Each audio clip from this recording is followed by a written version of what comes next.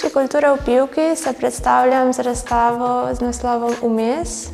Gre predvsem za dela na papirju, kar je pri meni novost, saj se običajno predstavljam s slikami. Novo je tudi to, da se ne ukvarjam več toliko z arhitekturo in pročelji, temveč sem se obrnila navznoter, torej na neko intimno bivanjsko okolje, na predmete, na sledi, ki jih človek pušča za seboj. V tem primeru gre v bistvu za predmete iz mojega lastnega bivanjskega okolja, iz mojega stanovanja. Torej gre za neko intimno pripoved, hkrati pa tudi za neko igro med prisotnim in odsotnim, med tem, kako zaznavamo stvari, gre namreč za veliko ponovitev, ker nobena stvar ne ostane ista, če vanjo gledamo dalj časa oziroma če jo pogledamo večkrat. Tako da gre tudi za to. Gre za nek zbor trenutkov, ki so bili sprva ovekovečeni preko fotografije, nato pa preneseni v medij risbe, oziroma ni zares risba, ker gre za akril na papirju, tudi z elementi risbe sicer.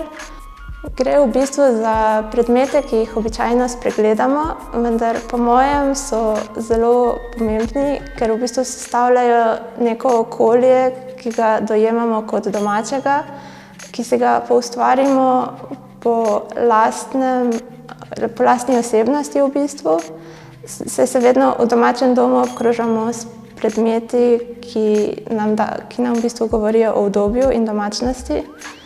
Tako da tudi tu gre nekako za neko zgodbo trenutkov, ki zame nosijo zelo osebne spomine in asociacije, za gledalca pomenijo nekaj povsem drugega. Zato ker to je moj stol, zanje je zgolj stol, oziroma mogoče asociira jih preko barve ali oblike na njihov stol. Tako da gre tudi za nekako dojemanje lastne okolice. Nekatera dela se tudi ponovijo.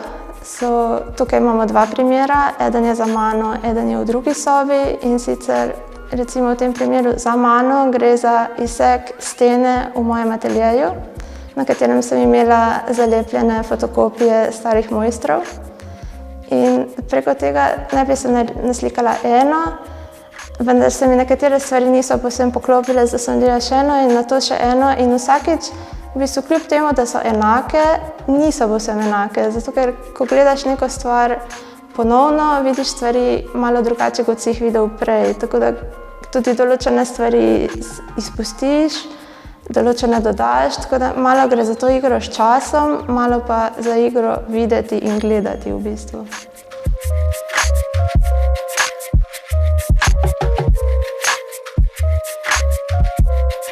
Rekla bi, da sta dva glavna motiva, s katerimi sem se ukvarjala s stoli, in drugi je v bistvu zid.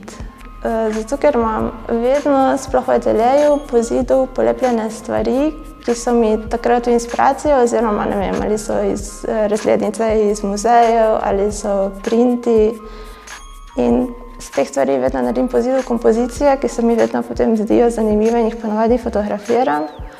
In tu sem jih prenesla potem v to papirnato obliko, s tem, da nisem zbrala vseh detajlov, določene sem abstrahirala, določene sem posnemala zgor barvno in v bistvu prek teh delčkov samih naredila nova umetniška dela. Galerija je sestavljena iz 3 prostorov in nekako smo tako postavili, da vsak stoji zase, hkrati se pa preko pogledov povezujejo tudi eno drugega.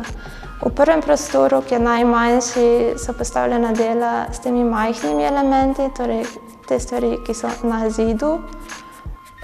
Potem se preko rože obrneš v nov prostor, kjer prevladuje zelena in ti elementi rože se preslikujejo naprej. In v bistvu gre za kompozicije s stoli in rožami. Potem, če greš naprej v zadnji prostor, se prva slika poveže zopet s sliko v prejšnjem prostoru, kjer gre za to neko modro-zeleno barvo in so pohištveni elementi. In naprej gre proti najtežjim slikam na razstavi, kjer prevladuje črna. Se pa zopet zaključi v bistvu s temi zidnimi elementi, torej naslikanimi fotokopijami v bistvu.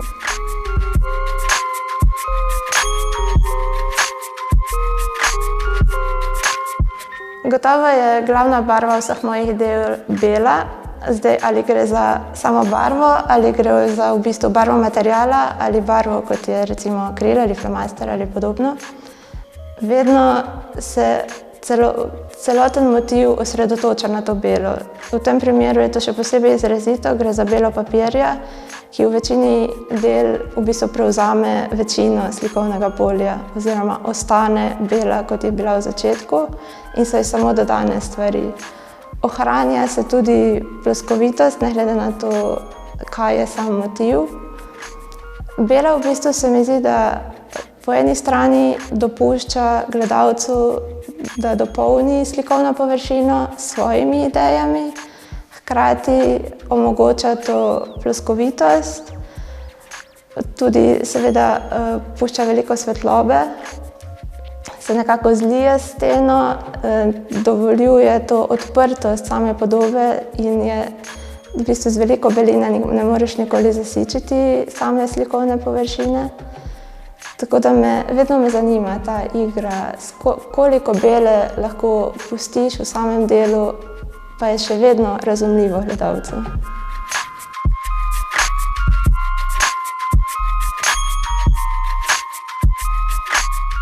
V bistvu papir je v mojem delu že od začetka. Začelo se je seveda na akademiji, ker smo imeli večerni akt, kjer smo vsakič zvečer delali na papir. V kasnejših letnikih se je to sprostilo in si lahko delal tisti 2 uri zvečer, karkoli si hotel. In mi je bilo vedno zelo blizu, risba mi je bila vedno zelo blizu, zelo je taktilna, hitre odločitve, hitro narejeno, potem pustiš. Je zelo drugačen proces kot pri slikanju, zato omogoča tudi veliko več eksperimentiranja običajno. Na to sem nekako pustila to risbo zaradi tega, ker je tehnično ponavadi zelo občutljiva, težko je shraniti, rabiš drugačen prostor za delati, sploh če delaš recimo z ogljem, ki mi je zelo všeč, ampak v mojem primeru, ker imam atelje v stanovanju, to definitivno odpade. Tako da potem sem se nekako vrnila, zato ker sem se počutila malo izgubljena v slikah, malo sem obtičala in se mi je zdelo, da mogoče bi preko risbe uspela preseči to vrzel in malo z drugačnim načinom dela najti novo pot. In to se je v bistvu na koncu tudi zgodilo. Večina teh del je nastalo leta 2020 med karanteno in od takrat zdaj tudi v slikah sem v bistvu iz teh risb potegnila elemente v nove slike in našla način izraza, ki sem ga iskala. Je pa tudi bilo tehnično zelo zahtevno, ker sem izbrala najtanjši papir skoraj, zato ker je bil najbolj bel, ker večina papirjev je malo rumenih, to pri meni odpade. Delala sem z akrilom, kar pomeni, da mi je papir zelo zgubalo in sem potem se veliko ukvarjala tudi s tem, kako ga potem nazaj zravnati. Pač cela ta reprezentacija je zelo drugačna, kot pri slikah. Po eni strani je v bistvu dobro, vedno me zanima ta prvotna oblika, ali bo papir ali platno, ko hočem oboje predstaviti dvodimenzionalno in tako, kot je, torej ne poskusiti ga predstaviti kot nekaj, kar ni. Zato se seveda papir je še vedno zguban, še vedno visi precej prosto, ampak na koncu koncev ima to svoj čar.